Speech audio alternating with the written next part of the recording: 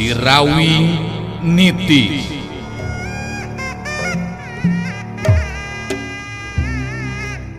Sorot Panon Rasanti alias Munarsi, sakapeung galak gular giler, galak mataksieun anu borangan, sakapeung deui ciga anu melong kosong, arang ngiceup seperti jalma biasa, kitu nate lantaran aya dina pangaruhna Nini Karimun Sakti. Dongeng Sunda Romansilan ngajujut laku mapai rundayan carita hiji jajaka katurunan Jawara Sunda. Si Rawing Nitis. Sanca dawuk cengkat nangtung, muterkeun paneuteup kasabudereun eta patempatan, narik napas panjang bari ngagerendeng ngomong sorangan.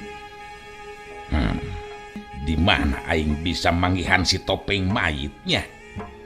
Sanajan bener arwah panasaran kibuyut ireng anu sumanding geus mere pituduh mangsa diri aing ngayakinkeun ilmu, tapi tetep nu ngaran si topeng mayit cenah boga ilmu anu luar biasa. Kadinya aing kudu guru ilmu. Ku cara kitu kakara bisa malaskan nyeri ka si Rawing. Si Rawing Nitis digarap Kumang Inoy, naskah Yasana Yat R, pangreka jeung panyeup sora Nopan Cahya Lagawa, pangjejer gawe Muhammad Ismail Haufansa.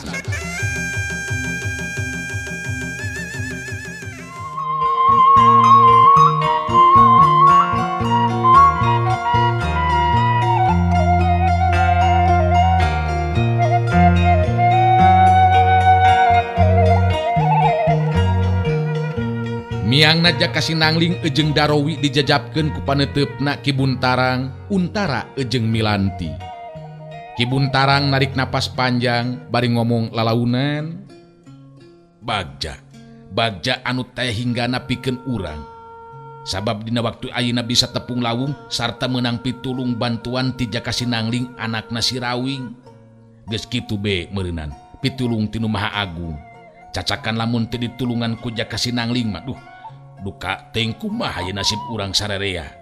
Sabab tilu iblis ala saradan bener-bener jahat ka cidata. Untara tembung dina waktu harita unggut-unggutan ngabenerkeun kana caritaan anu jadi bapakna. Nya mudah-mudahan be dina hiji waktu mah urang bisa ditepungkeun deui sareng Jaka Sinangling. Abdi muji tah kana kajembaran hatena ama. Muga be sing ditepungkeun jeung anu jadi kolotna nya. Ulah warga Ki Buntarang sabenerna masih keneh hayang ngobrol ejeng Jaka Sinangling. Tapi Jaka Sinangling memang rek neruskeun lampah anu mangrupa tujuan utamana.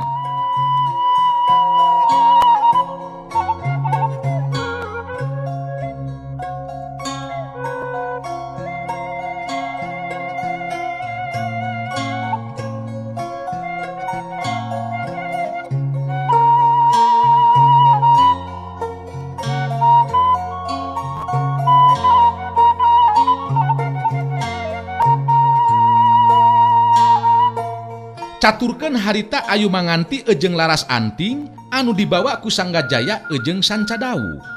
Laras Anting dipanggul ku Sancadawu, sedengkeun ayu manganti dipanggul ku Sanggajaya. Harita akhirna tepi ka tempat dumuk matuhna si topeng mayit.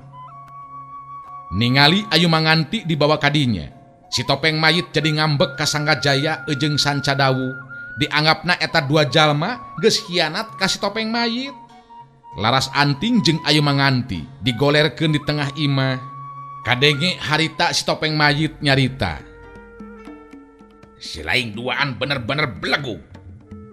Coba si Laras Anting asupkeun heula ka jero kamar dewek. Sok Sancadawu burukeun ka dieu deui, dewek rek ngomong ye. Sancadawu gancang harita ngalaksanakeun parentah si topeng mayit geus teu kaleke deui.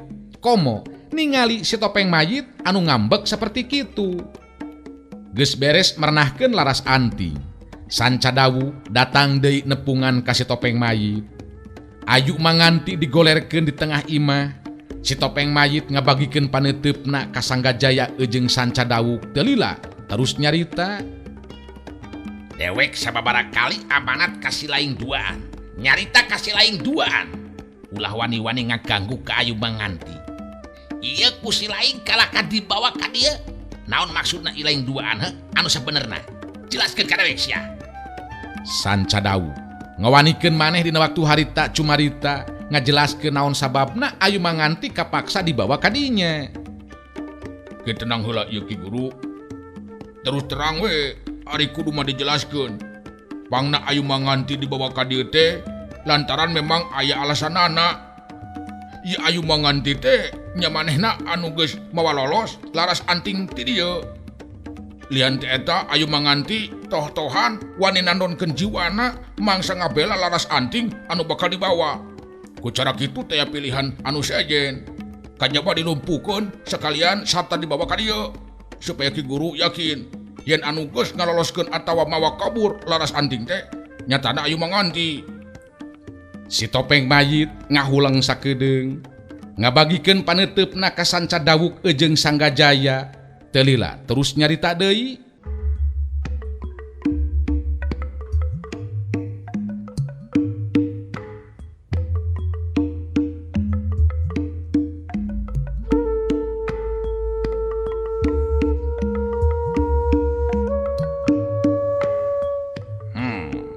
Keterangan ti si laing dieu kaharti ku dewek Sanca. Ngan dewek tetep teu panuju ku ayana Ayu Manganti dibawa ka dieu. Jadi wayahna kudu dibalikeun deui sia. Sabab anu kudu cicing salilana di dieu mah si laras anting anu geus jelas kudu jadi pamajikan dewek. Karti. Sanca Dawuk jeung Sanggajaya arunggeuk nandakeun ngarti kana caritaan ti si Topeng Mayit. Sedengkeun Ayu Manganti sanajan teu daya tapi masih keneh bisa nyarita mah. Satarusna Ayu Manganti ngomong ditujukeun ka si Topeng Mayit. Topeng Mayit, laras anting teu boga dosa naon-naon.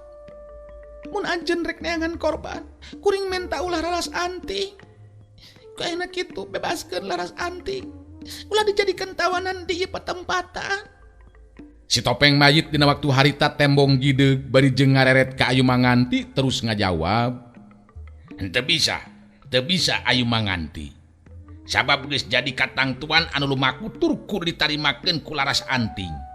Manehna kudu ngawulaan dewek di dieu dijadikeun pamajikan. Jadi eta kalap jeung kahayang Andika moal bisa jadi kenyataan. Ku dewek moal bisa dilaksanakeun. Mun kitu mah anjeun maksakeun kahayang.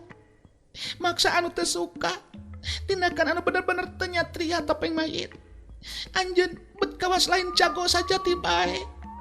Dina urusan ieu istilah jago saja ti Ayu Manganti. Sanajan bener si laras anting teu suka, tetep manehna kudu narima kana nasib anu tubiba ka dirina. Sanggajaya geus ulah ngalobakeun deui carita sia bengker panon si Ayu Manganti supaya teu apaleun jalan ka dieu. Balikeun deui ka tempat anu tadi atawa di mana bae. Nu penting jauh ti dieu, laksanakeun.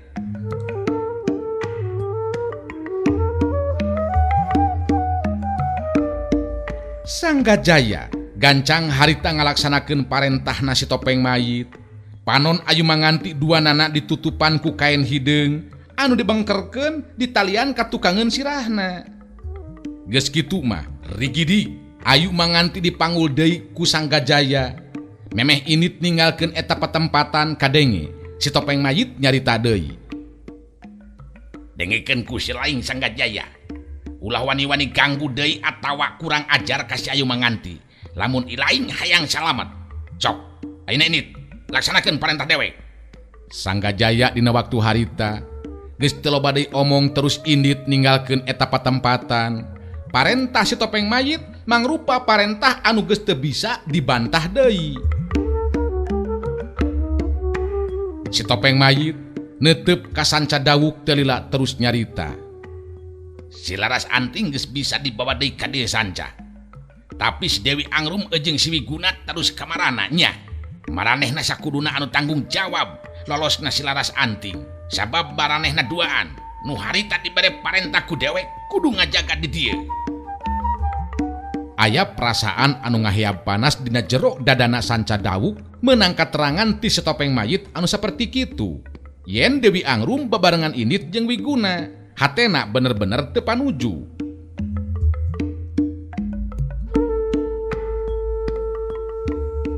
naon si lain ngahulang sanca? Kaget pedah ngadenge omongan dewek. Si Dewi Angrum indit jeung si Wiguna neangan si Laras Anting. Ente Ki Guru. Nu jelas. Iya be. Jadi pasaling singan atuh sabab Laras Anting geus aya di dieu nya. Teu kudu jadi masalah sanca. Ngan lamun memang ngampleng teu balik-balik, eueuh salahna lamun diteangan ku si lain. Dewek ngarti kana perasaan si lain, tangtu kurang panuju ku init barengna eta dua jalma. Ngan maranehna kudu tanggung jawab. Bongan geus balangah henteu ngalaksanakeun pancen ti dewek anu sabenerna. Kaharti. Kaharti Ki Guru, kaharti. Tah, leuwih hade. Leureut ayeuna mah si lain sanca. Dewek geus tenang ayeuna mah ieu. Sabab si Laras Anting pi pamajikaneun dewek geus aya deui di dieu. Dina waktu anu moal deui, dewek bakal hirup babarengan jadi salaki pamajikan. Sanca Dawu muru kaluar ti jero imah, hatena ngomong sorangan. Edan si Wiguna. Edan. Wani-wani init bebarengan jeung si Dewi. Jeung keuna naon eta jelema make jeung bisa kacolongan segala rupa ku henteu bisa nganyahoankeun lolosna si Laras Anting anu dibawa ku Ayu Manganti. Aing jadi penasaran. Teu ngeunah hate ieu, ngaheap. Hati aing jadi panas ieu mah ieu. Awas ya Wiguna. Rasakeun akibatna kumaneh lamun wani-wani ngadeukeutan jeung ngarebut hatena Dewi Angrum. Kojor sia kureungeun aing tingali. Kitu di antarana kaayaan eusi hate Sanca Dawu dina waktu harita.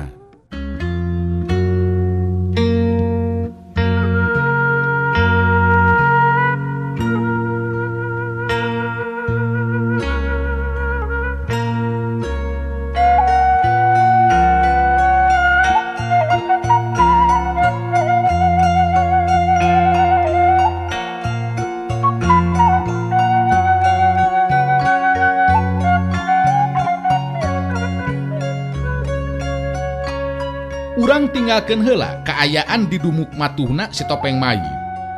Caturkeun di tempat sejen, Saraswati jeung Rasanti anu jadi anakna harita keur ngalobrol, ngabahas ngeunaan panangtangna si Topeng Mayit anu ditepikeun ku Sanca Dawu. Rasanti anu harita kadenge cumarita. Ari cek abdi mah mending kene diwartosan be ama teh ibu. Sabab teu mustahil upami si Sanca Dawu datang deui ka dieu terus ngalakukeun tindakan ka urang. Tos jelas urang moal mampu ngungkulanana. Janten mending kene diwartoskeun be ka ama bu. Saraswati neuteup antep kanu jadi anakna, ngahuleng sakedeung bari narik napas panjang terus kedalisan lalaunan. Ibu oge ngagugu kana kahayang hate mah kitu Santi. Sabab caritaan si Sanca Dawu teu bisa dianggap heureuy. Tapi ibu inget deui kana amanat Bapa Hidep. Yen salila numpi diri teu meunang diganggu sanajan ku sabae oge. Sabab mun geus beres urusanana mah tangtu bakal datang deui ka dieu. Nanging kaayaan ayeuna kaetang darurat bu. Ancaman ngabahayakeun ka urang sakulawarga. Janten ama kedah uninga kana ieu kaayaan. Margi urang jelas teu mampu ngungkulan Sanca Dawu bu. Komo lamun anu ngaran si Topeng Mayit dugikeun ka sumping ka dieu mah teras mergasa ka urang sakulawarga bade tiasa kumaha bu. Kasalampangan hidap bisa ka maklum ku ibu Santi. Ngan ibu tetep kudu ngajenan kana amanat Bapa Hidep. Ibu oge boga kayakinan kajadian dina poe-poe anu katukang bet piraku make kudu kasorang deui Sanca Dawu datang deui ka ieu patempatan. Kitu keyakinan ibu mah. Rasanti sabenerna mah dina hate teu panuju ngadenge indungna boga sikep anu saperti kitu. Rasanti oge boga anggapan panangtangna si Topeng Mayit anu ditepikeun ku Sanca Dawu teu bisa dianggap enteng. Malah mangrupa ancaman bahaya anu kudu bener-bener jadi bahan pamikiran. Rasanti neuteup kanu jadi indungna teu rila terus nyarita deui. Ari abdi mah kieu bu. Sanca Dawu anu sakitu hebat elmuna tetela jadi anak buahna si Topeng Mayit. Kurang tiasa kabayang kumaha hebatna ilmu si Topeng Mayit. Tumali sareng eta bu Ama tetep kada diwartosan Bu. Sabab ancaman ti pihak si Topeng Mayit teu tiasa dianggap enteng Bu. Saraswati ungut-ungutan tanda ngarti kana naon anu dicaritakeun ku Rasanti anu jadi anakna. Teu lila Saraswati kedal di lisan. Seperti tadi anu dicaritakeun ku ibu, caritaan hidup henteu salah Santi. Kaayaan si Topeng Mayit memang mangrupa ancaman anu bahaya sarta anu teu bisa dianggap enteng. Tapi ibu oge tetep henteu wasa ari kudu nepikeun ka ngaganggu ka bapa hidup mah Santi. Sabab upama diganggu sarua be henteu taat kana caritaan anu jadi salaki nyatana bapa hidup. Rasanti geus teu hayang terus papanjangan deui adu carita jeung anu jadi indungna. Ngan harita ngomong sorangan dina jero hatena. Salah aing paloba-loba omong jeung anu jadi indung mah. Sanajan tetep teu panuju kana sikep jeung pamadegan anu jadi indung. Da geus puguh atuh si Topeng Mayit jeung Sancadawu kawilang jalma-jalma anu teu bisa dianggap enteng jeung sepi. Nu matak diri aing kalaku mah oge kudu ngadatangan anu jadi bapa. Tetep kudu dibejakeun ngeunaan ieu kaayaan. Sabab upama aya tindakan susulan ti si Sancadawu, komo mun si Topeng Mayit pisan mah teu mustahil diri aing jeung anu jadi indung bakal jadi korban. Kapaksa ieu mah ya kudu ini demitan mun kieu carana mah. Kitu diantarana kaayaan eusi hate Rasanti dina waktu harita. Sedengkeun Saraswati kadenge harita nyarita deui. Hidup ulah ngarasa salempang Santi ku perasaan anu lain-lain. Pokona mah urang sing percaya jalma anu ngaran si Topeng Mayit atawa Sancadawu piraku make jeung datang deui ka dieu. Lamun bapa hidup acan aya datang ka dieu. Sing percaya ke ibu. Nu matak hidup ulah loba pikiran naon-naon anti. Rasanti narik napas panjang. Netep antep kanu jadi indungna teu lila terus nyarita deui lalaunan. Nya upami kitu mah emutan ibu teu naon atuh Bu. Mung sakawitna be ari anti mah buah bilih jalma anu jelas-jelas ti golongan jahat saperti Sancadawu atawa si Topeng Mayit boga maksud anu goreng.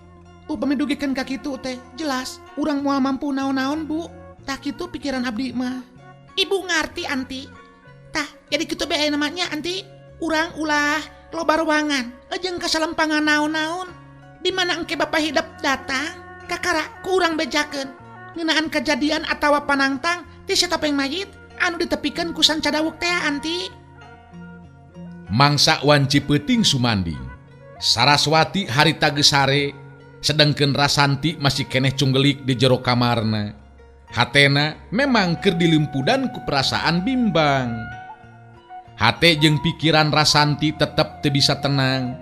Inggis aya deui jalma anu datang naha si Topeng Mayit atawa Sancadawu. Upama nepikeun ka kitu bisa dipastikeun manehna moal bisa ngalakukeun tindakan ngungkulan kaayaan. Rasanti ngomong sorangan dina jero hatena. Sanajan aing can nyaho secara pasti di mana tempat anu disebut guha legok panamping anu dipake numpi diri ku bapa aing. Tapi aing tetep kalaku mah oge kudu nepungan kanu jadi bapa, kudu dibejaan ngeunaan kaayaan ancaman jeung panangtang ti si Topeng Mayit. Sabab lamun teu buru-buru dibejaan bisi anu jadi bapa kamalinaan.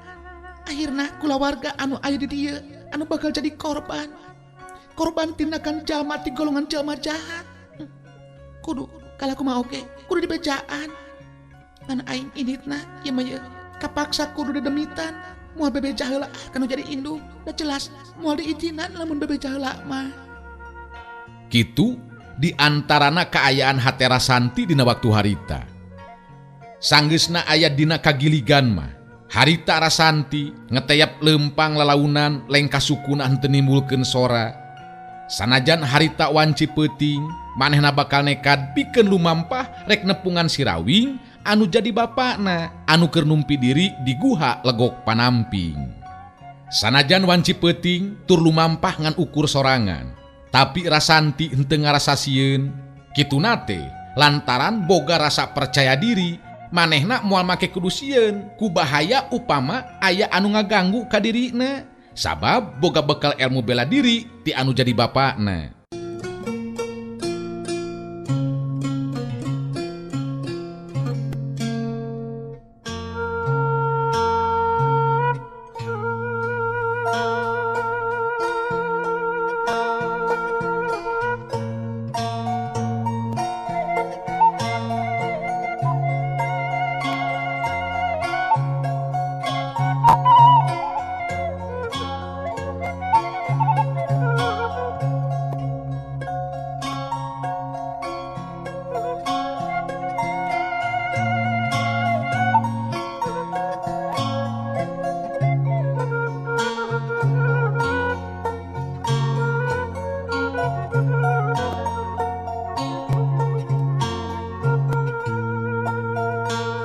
Rasanti memang can nyaho secara pasti ngeunaan lebah-lebahna guha legok panamping.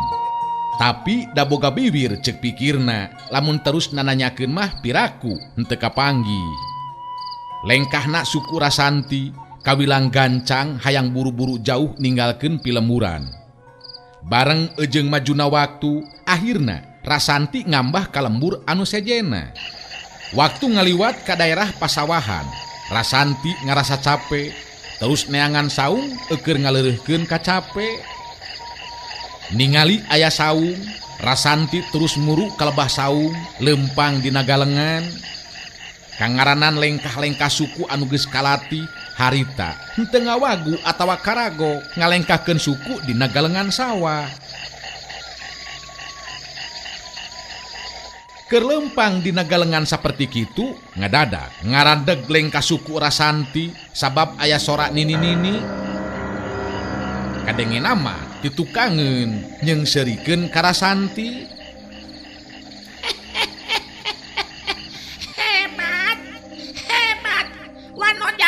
Sorangan wanian dina wanci peuting rek neangan layan mereunnya. Lantaran kadenge sora teh ditukangeun, Rasanti ngebalikeun awakna ka tukang. Kaget anu lain dikieuna Rasanti sabab ditukangeunana tetela taya sasaha. Rasanti ngajanteng nangtung bari jeung muterkeun paneteupna. Ngabagi perhatianana nitenan sabudeureun eta patempatan tapi weleh teu katingali aya sasaha. Rasanti narik napas panjang bari ngegerendeng ngomong sorangan. Aneh, nasaha eta sora nini-nini teh nya? Da jelas sorana ti tukangeun aing dieu teh. Piraku ari curig mah. Lamun bener jelema kudu aya jentulna. Nu jelas omonganna memang ditujukeun ka diri aing. Akhirna Rasanti nangtukeun sikepna, moal kaganggu ku sora nini-nini anu nyeungseurikeun ejeng nyarita ka manehna. Mangsa bodoh, aing moal kapengaruhan kudu kitu patut segala rupa. Rasanti ngabalikeun deui awakna, ngalengkahkeun deui sukuna muru ka lebah saung teh. Kakara oge salengkah geus kadenge deui sora nini-nini anu nyarita di barung ejeng seuri.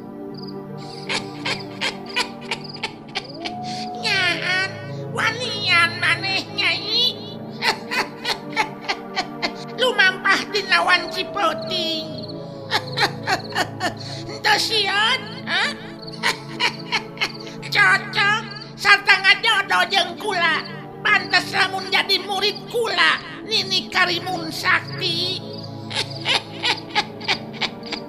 Kula Nini Karimun Sakti terus terang katarik hate ku maneh Nyai. Nu mata moal bisa ngelepaskeun diri tina cangkeleman kula. Ayo reka mana maneh Nyai.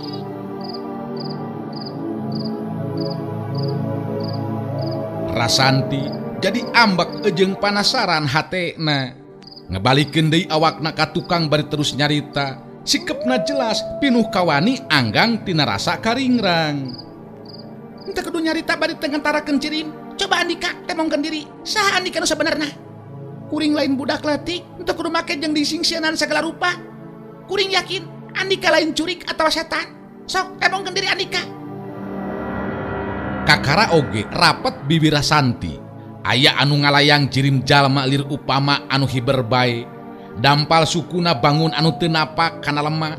Anu saterusna nangtung di hareupeun Rasanti.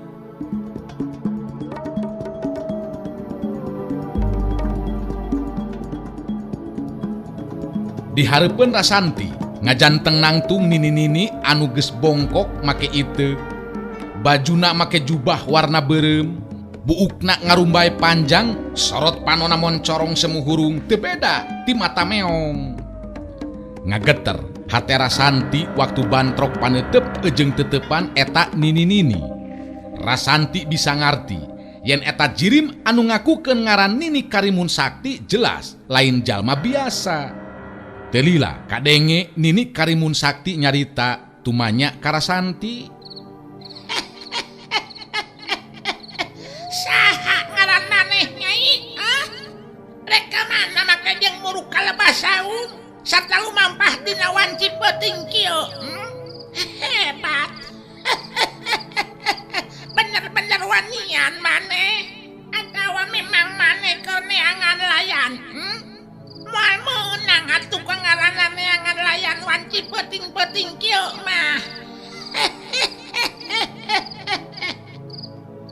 Rasanti lantaran kesel terus ngabejakeun ngeunaan dirina ejeng pamaksudanana. Ngaran kuring Rasanti, maksud jeung tujuan rek nepungan anu jadi bapa. Nu matak ulah asal ngeunah sorangan jarita teh maka jeung nyebutkeun neangan layan.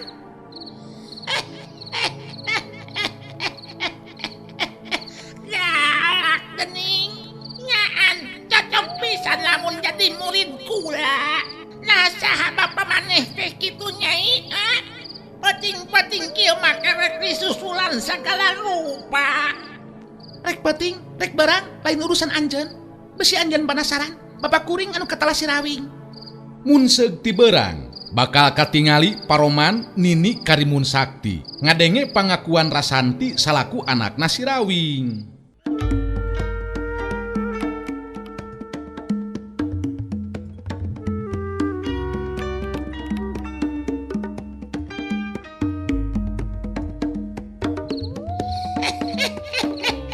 Jadi maneh teh anakna sirawing? Kabeneran lamun kitu mah nyai. Ngandung hati maneh tereuh jago nyai. Kula geus ngadenge kahebatan jalma anu ngaran sirawing. Nu matak kula henteu salah pilih maneh kudu jadi murid kula Rasanti. Kuring teu butuh guru, sabab anu ngalatih ilmu silat salela ieu eueuh anu sejen kajabati bapa sorangan. Nu matak anjeun henteu kudu ngaganggu kana urusan kuring. Karti Sikep ejeng caritaan Rasanti kawilang tandes.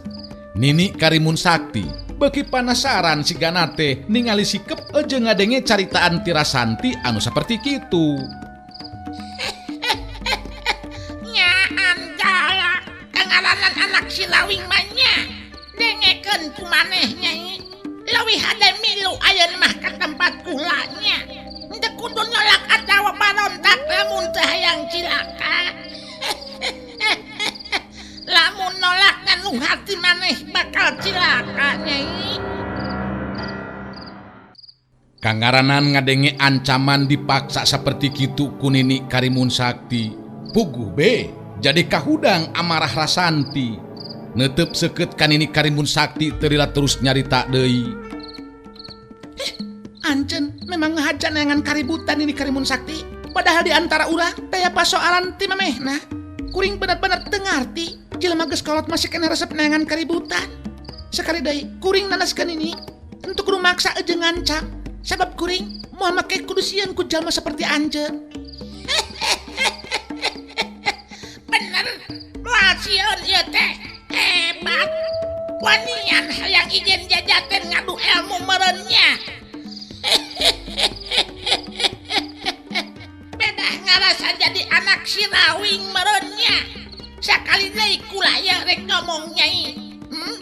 Kudu bilu, daek syukur teu daek dipaksa ku diri kula dalo. Rasanti akhirna jadi bedah amarahna.